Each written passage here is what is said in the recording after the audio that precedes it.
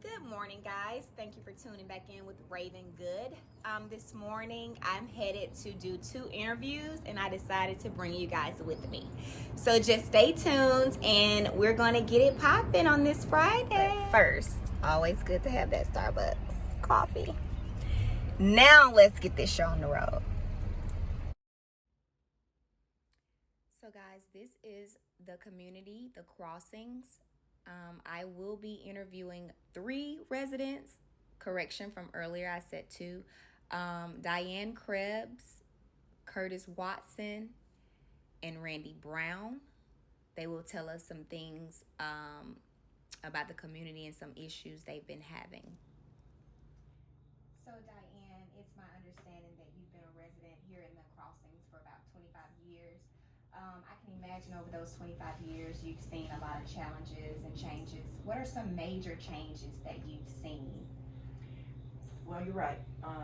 When I first moved here, houses were new, people gathered and got together a lot, and there was a high attendance at the monthly board meetings. But as years went on, people tend to lose a little interest, and it seems that we elected a board that took a little different approach to how they were enforcing to, particularly the common grounds are reflecting the lack of attention, and it's troubling to me because property values are great now, but they could be even better if things were taken care of. So that concerns me.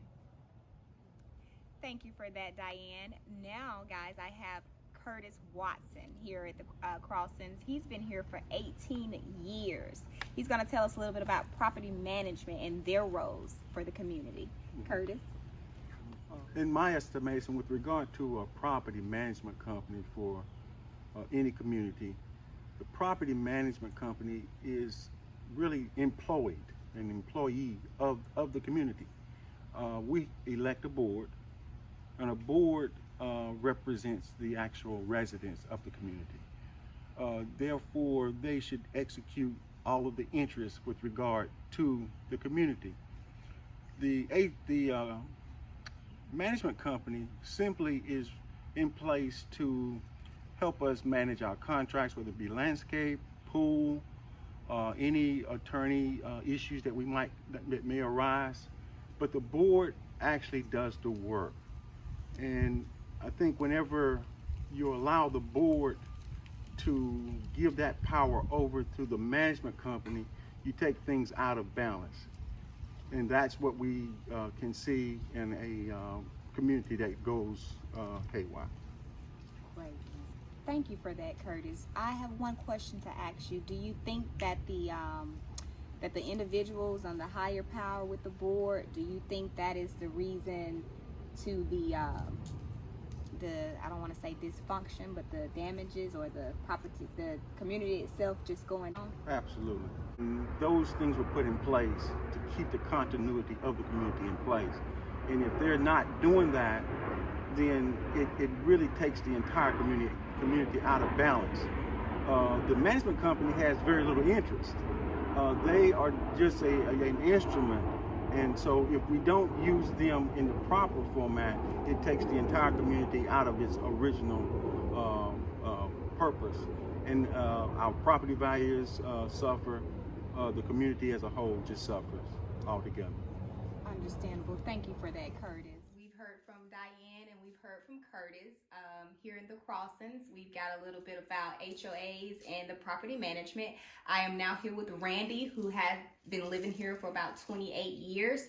He's going to tell us a little bit more about the underlying issues of the Crossings. Yeah, I'm a neighbor to many people. And when you're a board member and you can claim that all humans make mistakes, I can agree with that statement. But you can't hide behind the innocence of ignorance when you willfully obstruct information being delivered to the community that you know is wrong. And that's not a mistake. That's collusion and obstruction of truthful information that costs the community money. Thank you, Randy, and to the other residents of the crossings. I do hope that these underlying issues get resolved in the near future here.